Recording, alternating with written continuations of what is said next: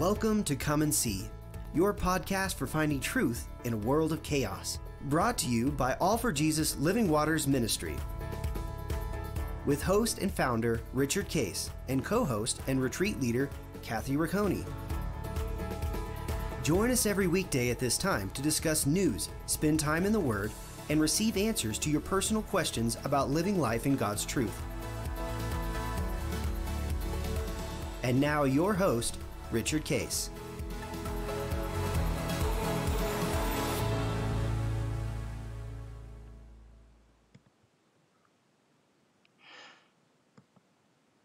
Well, good morning, Kathy. How are we doing? I'm still here in Dallas, Texas, with my grandsons and son and his wife, Shara. And I love that y'all have gotten that time together. Yeah, it's been fun. Really enjoying it.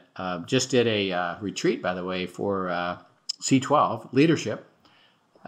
This was on Unity, right? On Unity, and I took their whole staff of how do you come together as a group, as a leadership team to make good decisions. So I've refined the material on Unity, and then it went really, really well to help them understand the dynamics of it, and then we practiced it. Right. Excellent. With their different departments, and including their leadership team. And the big beauty out of it is when there's a honor and respect for each other. We welcome input because we're trying to get to truth, and we help them understand that start with what do we know to be true, or we think we know to be true, and then what do we need to know, right? And based upon that, then let's wait until we get that information, ask, seek, and knock, and then come back, and then we can go towards solution. And they discovered, and this is what we saw, and I see this all the time. When people are seeking God's will or God's answers, even in a group dynamic, right? Everybody leaps to solution. And truly, because of that, people in the room, me and my spouse, me and my inner circle, if we leap to solution, we start saying, wait a minute, I don't think that's necessarily the best idea. And now we're debating that solution, but we didn't take the time to say, well, what do we know? And right. what really is the issue, what I think, feel, and believe, and or what do I know? So we help them through that, and they say, right. Yes, it'll really save a lot of time. Really, I'd like you to do something with this. So maybe after Covenant we go on to it or something. But I think there's a lot of power in what you're talking about now, and even to church leadership teams. Yes. Beyond, there's so many ramifications of what you're talking about that I think we can apply on a micro scale in our families, in our small groups, but then it can also go in church leadership decisions in the big C church when you look at that, and corporate, what you're doing with C12, yes. Bringing that into the boardrooms in corporate America. That's a big deal. Yeah, that's a big deal. It really is a big deal, particularly as believers. Again, we have the privilege of having God of the universe who actually right. knows the answers. Right. And this is, it's not theology. It's not, spiritual only. It's, I care. God cares about your business. He cares about, and we're talking today, by the way, remember yesterday we started this little element of everybody's kind of nervous and concerned. Right. And it goes from personal to my ministry, to my business, to our church. And the covenant isn't limited right. to just a few things. It's everything about our life, our business, our family, economics, relationships. All of these things matter to God. And so the beauty is God says, I have answers for all of it. And we as believers have that privilege of receiving right. it. So it's a beautiful thing, by the way. And by the way, he says that you discover it through Unity, which is really cool. Right. So funny. One of the things just that popped into my mind as you were sharing that, I was having a conversation with Anna the other day, and she and Reagan have been on recently and talked about their college stuff. Yep. But God is redirecting her heart a little bit right now, or at least teeing up that she may not end up majoring in what she thinks she's majoring in. And so she's looking at that and really praying through it.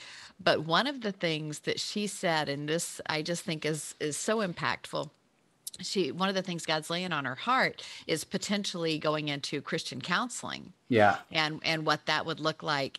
And her comment was, Mom, do you realize the impact that could happen when you marry that with abiding? I can ask the God of the universe what this person needs and how to speak into their heart and where to lead them with scripture, and immediately have an answer to bring them to healing. Yes. And I'm like, whoa. I mean, think about that for a second. A 17-year-old girl recognizing that she gets to take the voice of God into her workplace and ask him immediately and know that he is going to speak and lead and guide her in that. Right. And that's, there's that power of covenant. There's that power of unity. So many things there that I think are just a beautiful, beautiful thing.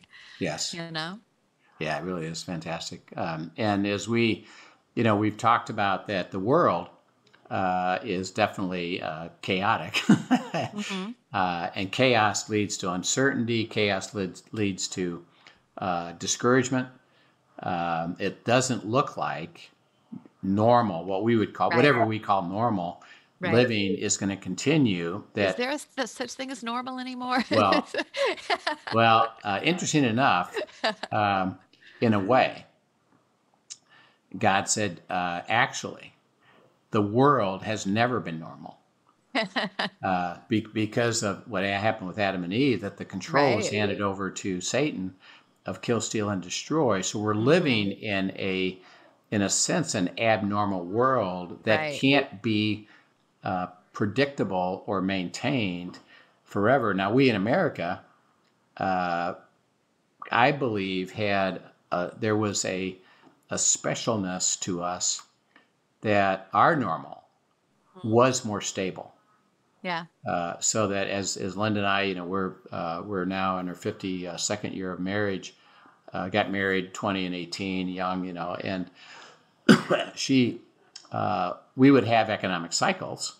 Mm. There'd be what's called a recession. There was issues economically, but our normal was, it'll come back. Right. And unemployment rises, but God's going to take care of us through that, and then we'll get back to good income and good ability to have houses increase, and interest rates will be okay. And I remember, by the way, which impacted me directly financially, and I made some mistakes, is back in the 80s, the late 70s, when the prime rate, think about this, the prime rate went to 22%. Oh my goodness. I mean, could you imagine? Wow. The impact that would have on everybody's ability to, first of all, housing market, fell off the cliff. Oh, I bet. People couldn't get mortgages because obviously you couldn't afford it. Right. And if you were in an adjustable mortgage, it was not, a lot of foreclosures, I'm sure. Yeah, it was not good. Well, okay, we went through that cycle, and again, was that normal? Well, no, it wasn't. But we knew, it'll be resolved. It'll come back to normal, which it did.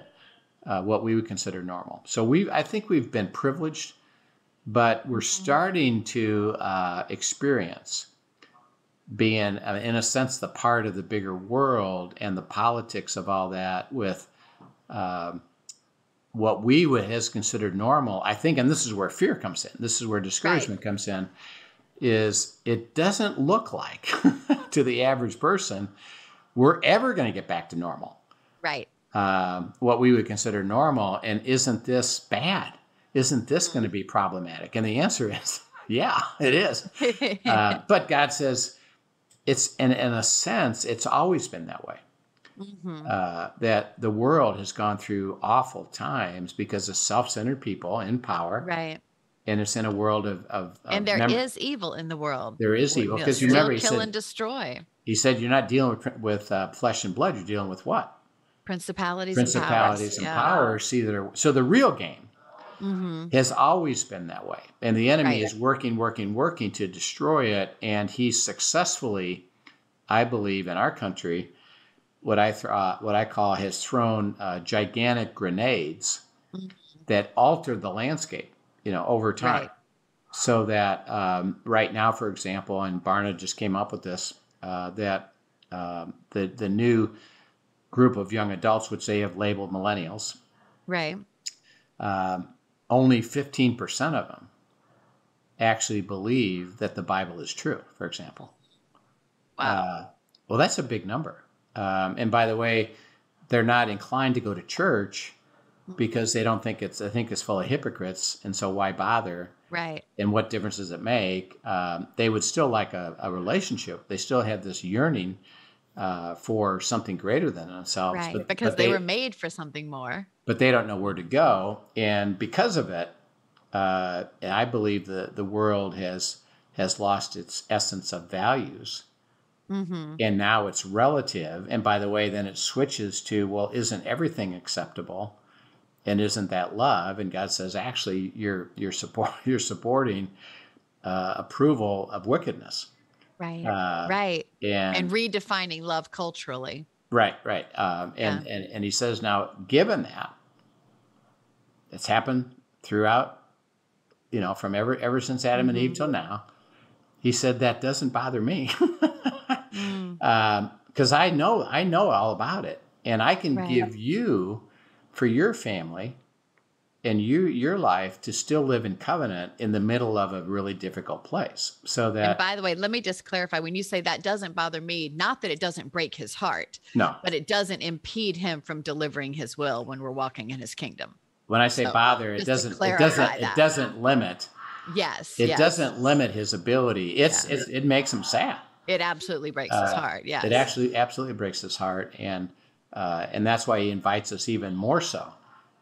Because he says it doesn't limit me, I can still deliver it to you. So that, with you and your kids, for example, that are getting more and more and more pressure in a crazy world about cultural and about all kinds of stuff. He says, I can help you maintain that within you. And our kids and our grandkids are evidence of that, is that they believe the scriptures. They know that what God says is true. They're not afraid of it. They know it causes conflict out there, and they've learned, by the way, on top of it. And this is really important that we worked really hard at, is, first of all, do you have strength of conviction? Yes. And then, by the way, it's primarily, how are you going to live? Right. And believe. But as you then come across people that are going to oppose you, like even in a Christian school, classmates that say, I don't think that's right. Now I said, the key is, how do you treat them? Are you able to still live out the life of Christ with honor and respect, and not go to judgment? Not go to judgment, because that's not part of your nature. And you're not taking on the burden of having to convince everybody. Right. But at the same time, you are not compromising what you know to be true, and you're not afraid to speak it in love, and let the other party either process with you, or if they're not willing to, you can let that go, because you're not judging them. So they've learned, which is a beautiful thing to see, and I've observed it. They have this beautiful ability to, I know the truth, and I'm growing in the truth, and it doesn't matter that the world is going the opposite of that. And I've learned how to handle that, so I still have respect and honor, and encourage people to have that with me, and we can still enjoy each other even though we're on opposite sides of the table. So it's really a beautiful thing. So that's why God says, I can deliver to you the covenant, that maybe it's not as easy now, it culturally, or what you're dealing with, or what your family's dealing with, but I can show you wisdom, insight, how to do that, how to enjoy life. They can still have good friends that support each other. We can still have a small group that isn't, caught into the world and discouraged all the time. We actually see God's supernatural work in a very difficult place. So as we've talked about this, it's really important to keep remembering, don't get discouraged. Is the world getting crazier? Yes. Is it more chaotic? I think, by the way, one of the reasons, and you and I didn't even appreciate what was coming down the pike. But we sensed when we said, well, what do we label this? And both you and I processed, and well, God wants us to speak the truth. Right. And the truth isn't, here's a bunch of things you should go do. No. It's inviting you to learn what it means to walk with him who does know how to guide you into life. And so we don't say, here's 5 things to go do, and that'll solve your problem.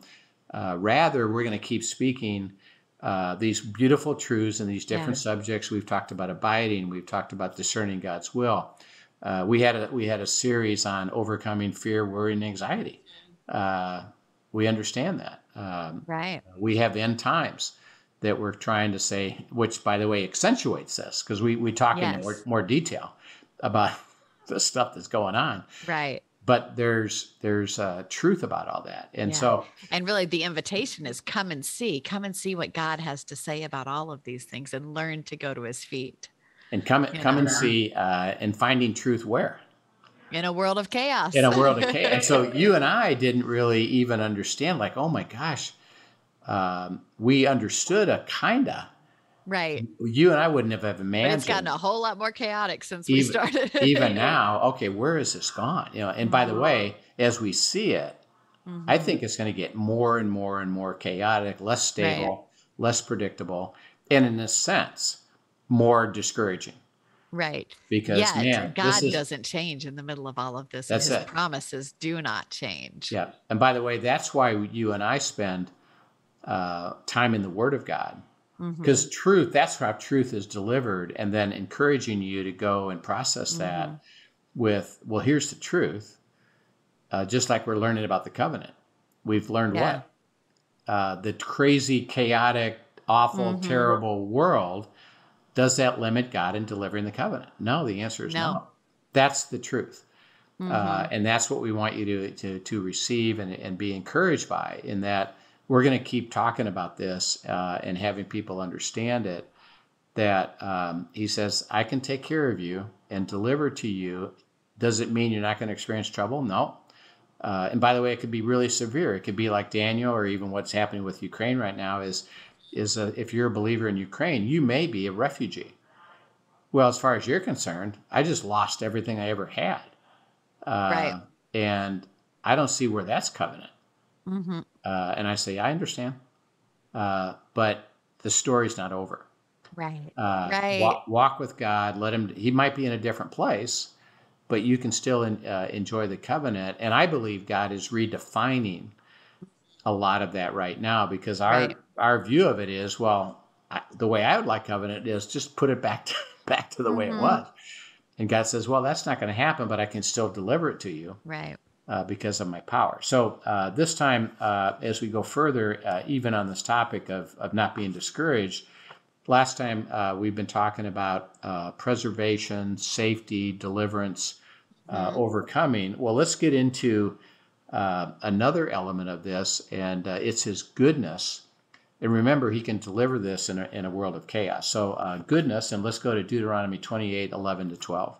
Sure. It says, and the Lord will make you abound in prosperity, in the fruit of your womb, and in the fruit of your livestock, and in the fruit of the ground, within the land that the Lord swore to your fathers to give you. The Lord will open to you his good treasury, the heavens, to give rain to your land in its season, and to bless all the work of your hands. And you shall lend to many nations, but you shall not borrow. Yeah. Now remember, he's talking about in the promised land.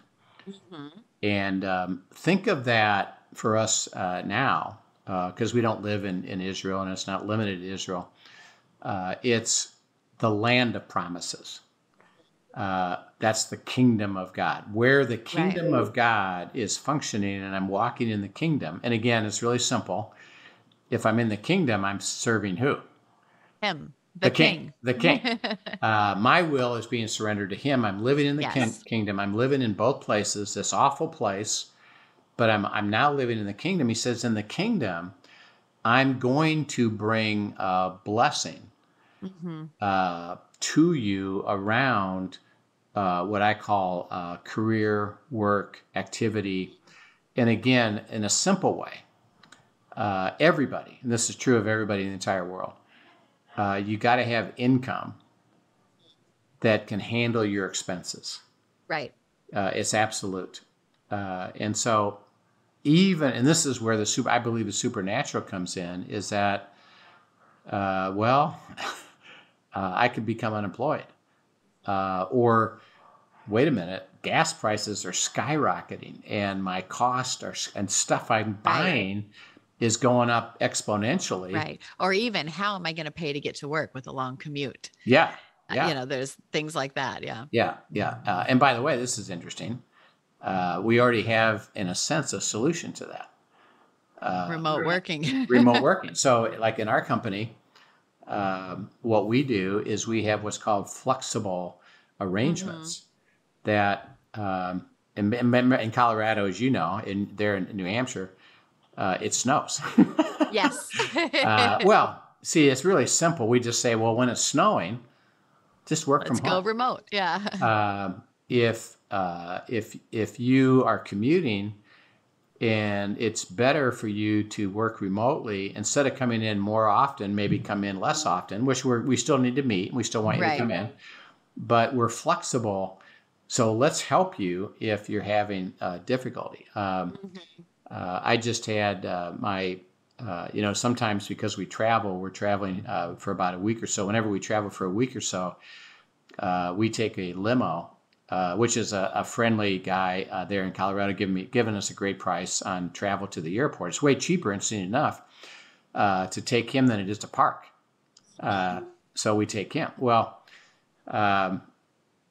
he's very, very favorable to us in terms of pricing. And I know the cost of gas has really skyrocketed. Right. So this last time I said to him, hey, why don't you go ahead and increase my price? I know you got to cover your cost. I would like to bless you, and you go ahead and just raise my price. Which he was like, wow, really? Because God will provide in the middle of real stuff. And so he says, I will take care of the work of your hands. Okay, now that implies a couple things. One, get to work. Don't be lazy. And don't just give up and say, well, just give it to me anyway. He says, no, you work, you occupy. By the way, it's the essence. This is cool. Work is the essence of our nature. Fulfillment, purpose, being with other people is all part of our nature. He doesn't want us to do nothing. Right. So get to work just for your own soul.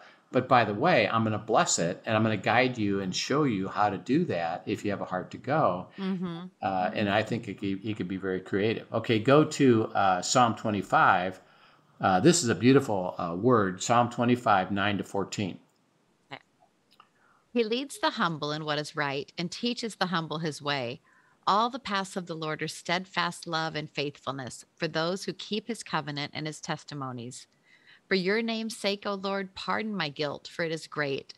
Who is the man who fears the Lord? Him will he instruct in the way he should choose. His soul shall abide in well-being, and his offspring shall inherit the land.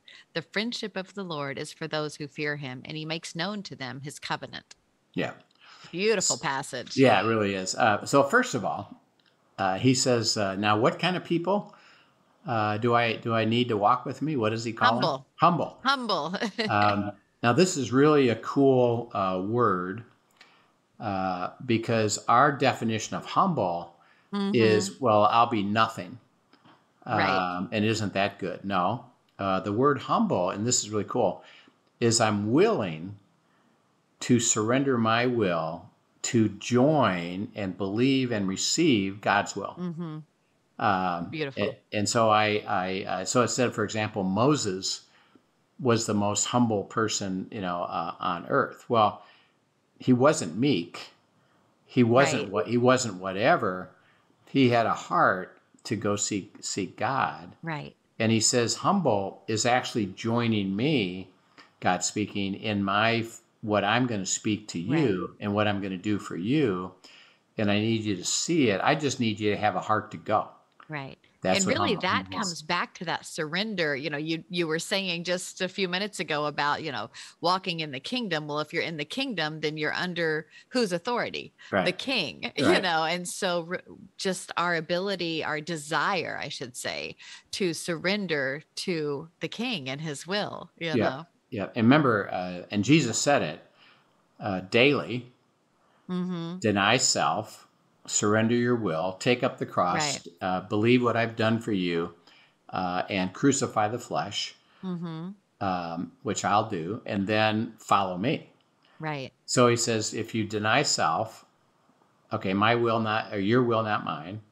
I believe what you've done for me now gives me the freedom to follow you. And guess what? Most of your time is following him.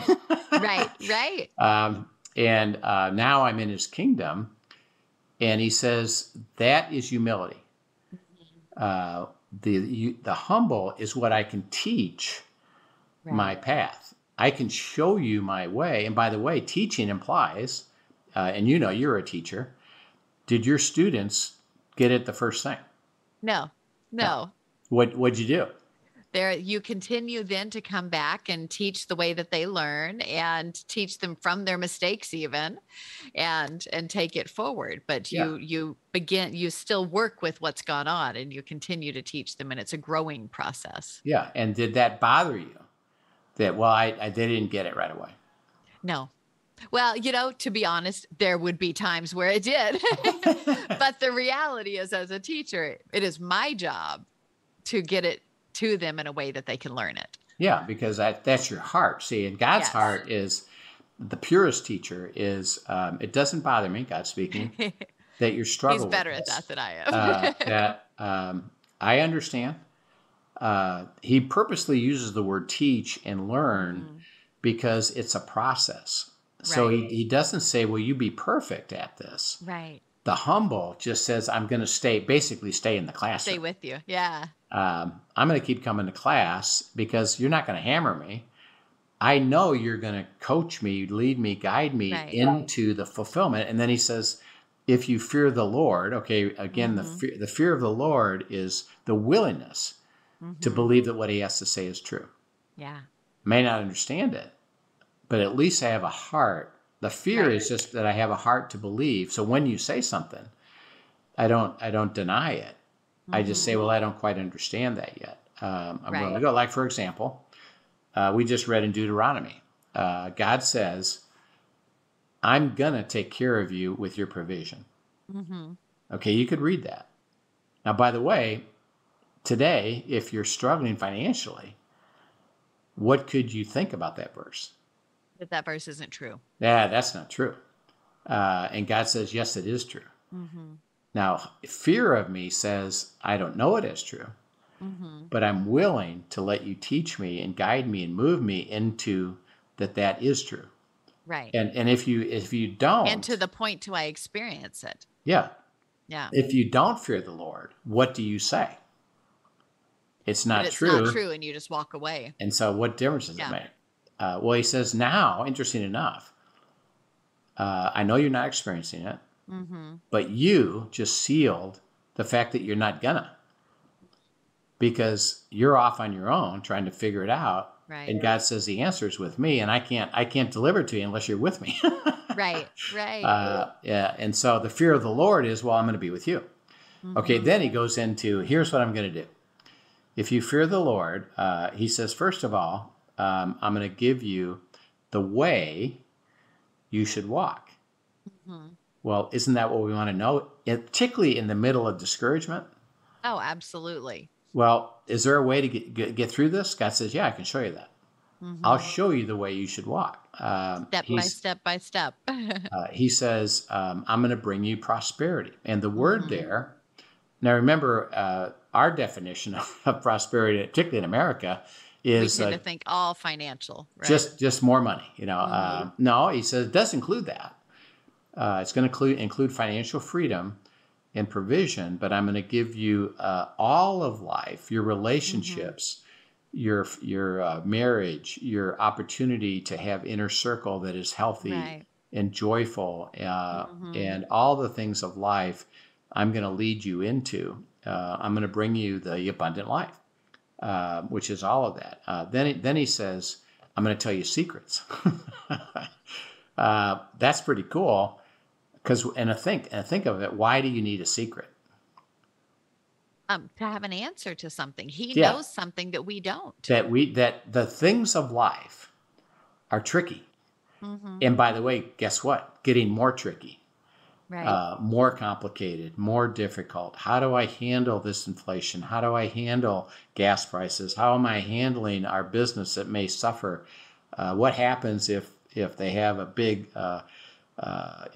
nuclear issue over there? What do we do then? God says, well, I have answers for all that. And by the way, I know them. The world doesn't know them. But You I don't know them. You don't know them, but God says, I know them. How about if I tell you that? Mm-hmm. And he says these hidden things that I can reveal. And then he ends it with saying, guess what? I'm going to show you. Mm-hmm. I'm going to show you the covenant. Yeah. And the word show isn't, I'm going to tell you about the covenant. I'm going to have you experience the covenant. I'm going to bless you to make you a blessing. Okay. Mm-hmm. Now, is anywhere in there, does he say, this will all happen if the world is really doing well? Not at all. No. It's implying the world's tough. Mm-hmm. By the way, the first part of this chapter in 25 talks about things aren't working too well, and I've got people against me. Mm-hmm. And I got the world against me, and things are how does that work? He says, well, I'm going to lead you and guide you. I'm going to ask you to walk with me. Then I'm going to show you the way to go. I'm going to make sure you get taken care of, and you're prosperous. Prosperous means I'm free. I'm in freedom.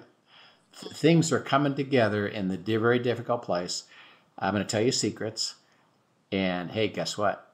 You will experience the covenant. I'm going to bless you. I'm going to bless you to make you a blessing. How fantastic is that?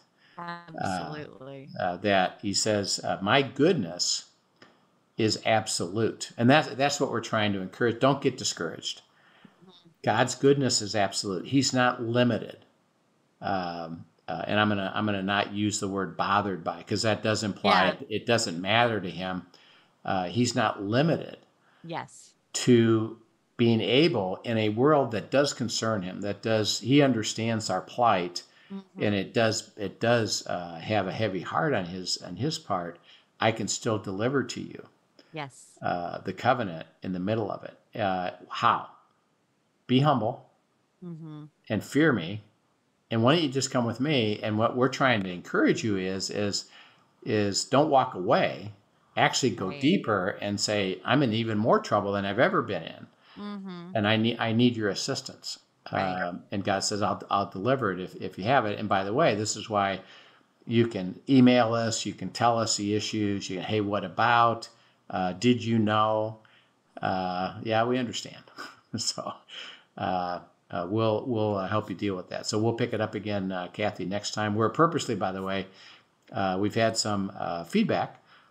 Kathy and I get so excited. We can go on. We can go on forever. We could talk for hours. We could. And we do. So, but they said it would really be helpful and interesting enough because of the podcasting. They listen to it in their cars. Right. And they said by the time we get home, we're not quite done yet. Yeah. And so they're missing some key elements. Could you shorten it a little bit? So we're purposely going to work on shortening it to make it a little bit easier. And it's we do it day after day anyway, so we'll just pick it up again tomorrow. So we're good. We're going to keep working at this differently and a little bit shorter to work on it, and hopefully we'll be faithful to that. And we'll try to watch the time. So we hope you had a good session with understanding the beginning of God's goodness, and that He will deliver the covenant in a very tough world. So we'll pick this topic up again tomorrow, Kathy. Excellent. Thanks so much. Thanks for joining us, everyone. As always, if you enjoyed today's podcast, be a friend and tell a friend. God is just speaking so beautifully, I think, to us in this time. So stay with Him. Yeah. All right. We'll see you soon. Have a great day. Thank you for joining us for today's episode of Come and See, your podcast for truth in a world of chaos. Brought to you by All for Jesus Living Waters Ministry. Send us your questions and comments, and tune in tomorrow for more answers to your personal questions about living life in God's truth. Remember, God's will is best and none better. His truth brings peace in this world of chaos.